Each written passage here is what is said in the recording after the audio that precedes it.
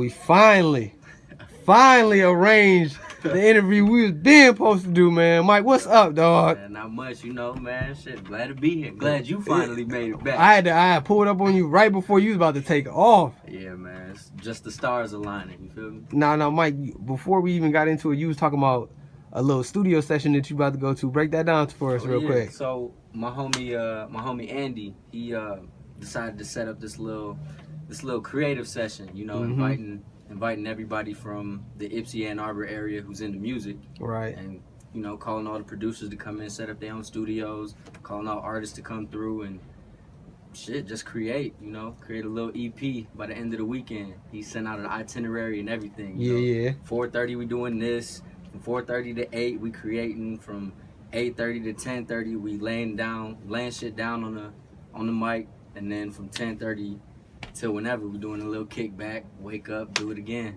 For sure. Yeah. Now, the first time I remember people telling me, you do music and stuff like that. I got to hear you sing somewhere. I can't remember exactly, but I never got to hear you rap. And the first time I got to hear you spit, we was working campus safety, and you was just like, "Hey, tell me how this sounds." So you started playing the beat, and then you started flowing. I'm like, "Damn, that sound familiar. Who is it?" And then like 2-3 weeks went by, and I heard some Talib Kweli, and I was like, "Bam, that's who he sound like right there." Yeah. And I'm just like, "Damn, Mike got that flow. He got that his subject that he talking about is all Talib Kweli." And I was just like, and I never got a chance to tell you until now, because we always had some crazy ass schedules. And I was like, "Damn, he spit just like that." Yo, that's a Talib Kweli and Most Def, Black Star. That's I look up to them most definitely. I listen to Thieves in the Night damn near on the daily, and they laid the groundwork for real. Like they are part of they up there with the pioneers of the hip hop game. So who is that? Would you say who got you influenced to start spitting? No, I want to say it's Tupac. Tupac, okay, yeah. I remember my dad used to pick me up from daycare, blasting California Love. There'd be me and my brothers in the car. I'd be in the back seat, just nodding my head to the beat, just Yeah. It just stuck with me. And he was the one that really got me into it. And my dad used to sing back in the day.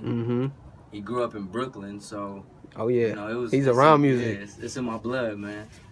I got to. Now, with Tupac being that person that influenced you, you probably really excited for this movie that's about to come out. Oh yeah, most definitely, man.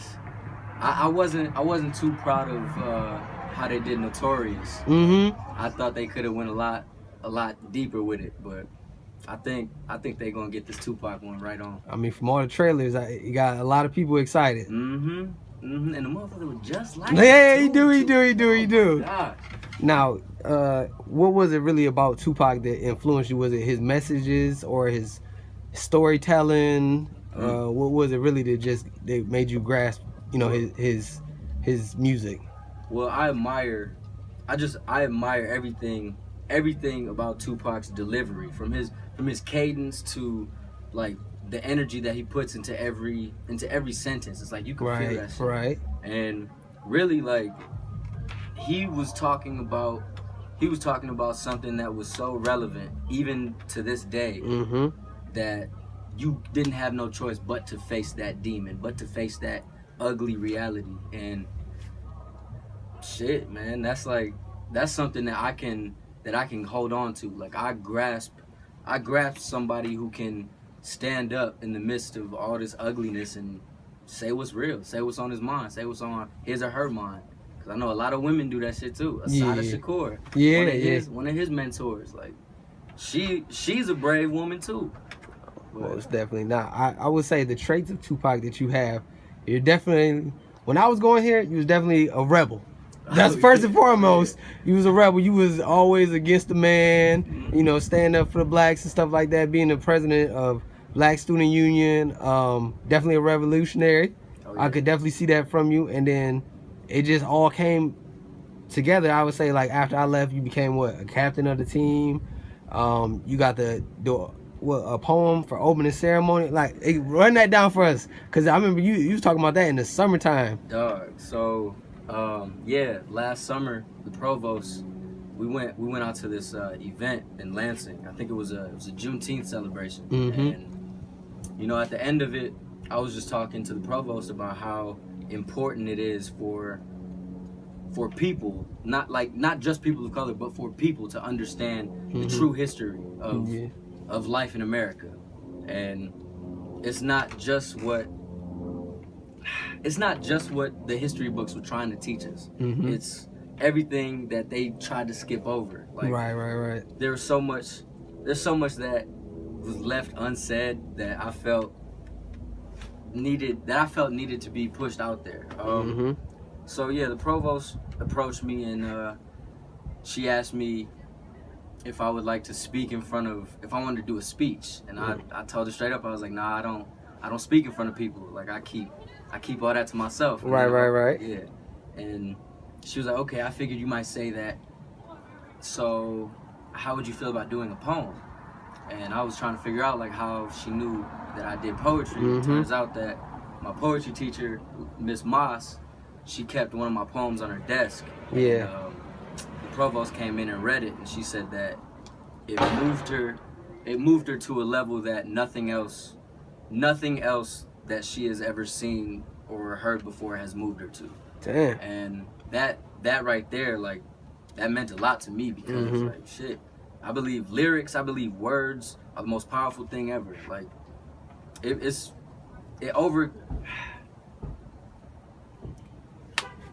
power carries over it's damn, I can't even get the words out, bro. I understand, you know, we get it, words is powerful, man, and they way beyond just a meaning, man. Yes, and they give the audience a split second into the author's mind or into the lyricist's mind. And when the provost asked me to do that poem, I was less reluctant than the speech, just because I'm good with constructing these words and making them hit home. So she asked me to do a poem. It took me about 4 days to sit down and write. And did you work with anybody on it, or that's just all you? I worked with so like the first all the way up until the part I was talking about, African children in a village.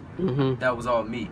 But the African children in the village part, I hit up my homegirl Patricia, and she's like, I want to say she's like 27, 26, 27, and just very smart, very seasoned, and she's a poet as well. Right. She dropped some knowledge on me with the Ubuntu, and how that word is not just, it doesn't just mean like family, it means like humanity. It means, you know, like, I can't be me without having a brother, without having a sister, without having you to push me, kind of shit. Like, right. And so she dropped that little gem on me, helped me construct the last end of the poem, and shit, she helped me bring it all together and really hit home. Now, what was your mindset, or how was you going into it? Was it like going into a football game? Like, you ready, but then you still got the butterflies, or just like, I know I'm about to rock this? I'm gonna be honest with you. I'm more confident going into a football game than I am speaking in front of people. Like, during the dress rehearsal, we did the dress rehearsal at 8 o'clock and then the convocation at 9. So during the dress rehearsal, I missed like 5 lines straight. I just went blank. Like, I got up there, it was breathing too fast, and my mind just left me. Right. And I was mad at myself. I was like, man, I gotta control that shit. I gotta, man, really, this is my only chance to get these people to understand me. So I need to come correct. And then as soon as I went up there for the convocation, took a deep breath, you know, I said something funny at the beginning, I can't remember, but it got people smiling and laughing, so that helped me loosen up. Right. And then from then on, bro, it just flowed out. Like, it's almost like I left my body and I was watching myself give that poem. Dang, like, that's deep. I don't know what it was. Like, I came to and I'm walking down the stage, like walking off the stage and shit. But it was unlike anything I've ever participated in before. Now, I know that brought a lot of attention to campus. Not trying to be too funny, but how many different women was hitting you up after they was like, oh, he light skinned and he got knowledge? See, it was funny just because, like, before this poem, I stayed to myself. I wasn't out there being all like, oh, look at me, I'm this, I'm that. Like, now females was noticing me, but I wasn't putting myself out there like that. Right. So when I did that, when I put myself out there, you know, and I was real personal with this poem. Like, I talked about the loss of my brother and how just dealing with life's ills just takes an effect on me. It takes a toll on me. Right. And so after I did that, man, a lot of females caught on to it, and they were like, "Oh, I like the way you can express yourself," and yeah, they was hitting me up. But, it takes more for me to connect with a female than just having the looks. Like, you gotta come correct up top before I can even wanna get with you, really. But yeah, you know, that all that attention came, and you just gotta roll with it. Feel me? Now, you being a person that's very advocate about Black Lives Matter and African Americans, period. What were your thoughts about the movie Birth of a Nation?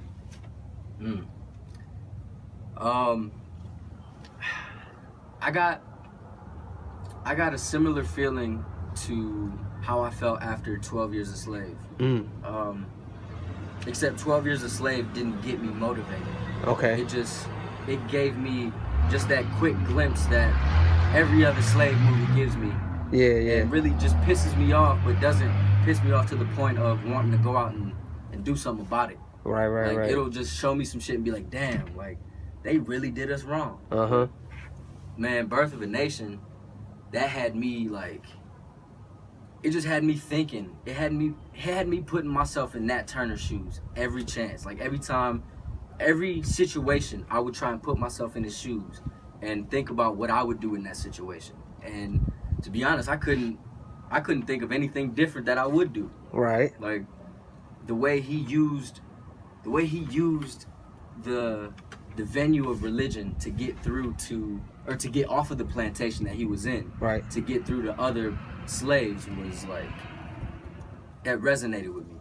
And I'm not a religious person. Yeah. I'm more spiritual than I am religious, but I just started to think about music in that sense, and how they so quick to put bullshit on mass media, or mass like radio or whatever the fuck, and they gonna look at the more conscious shit with a very close eye and try to keep it funneled to a different kind of crowd. I'm about to say, you see, they was trying to blackball that film for a minute, acting like they ain't had the tickets, all types of crazy stuff for that, man. Exactly, dog. And it just made me think about music and really that I'm not saying I'm trying to save music, but at some point I'm trying to enlighten people. Like, I'm not trying to just funnel bullshit to my brothers and sisters. I'm trying to like uplift them. I'm trying to show them like, yo, you great, but you got to know that you're great. Because if you don't know you're great, then you just gonna act however the fuck. Yeah. If you know your greatness, you carry yourself accordingly.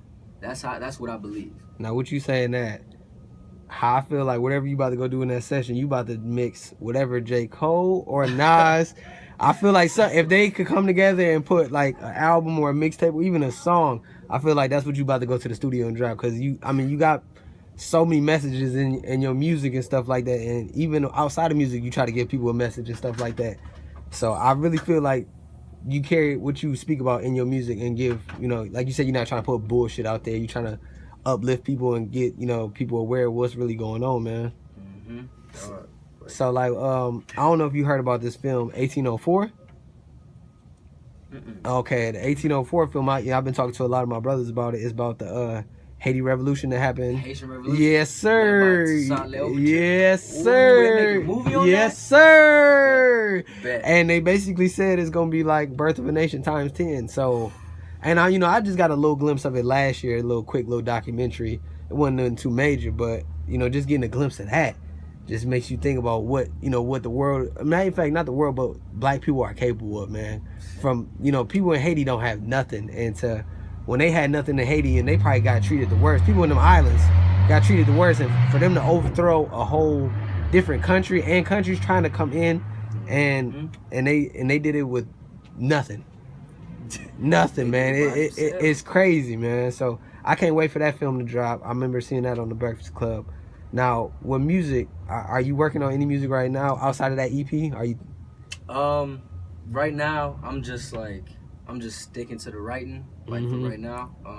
Really focusing on crafting my lyrics and trying to figure out how to relay the message that I want to relay, and not just falling into a habit of, all right, let me just freestyle some shit. Yeah. I'm trying to like really focus. I'm trying to focus a vision, and really with a vision comes a lot of work and a lot of foundation that has to be laid before that. So right now, I mean, yeah, I'm just working on the writing and sticking with my pen for right now. Definitely understanding. You always a man that's always got something going on. I can say that.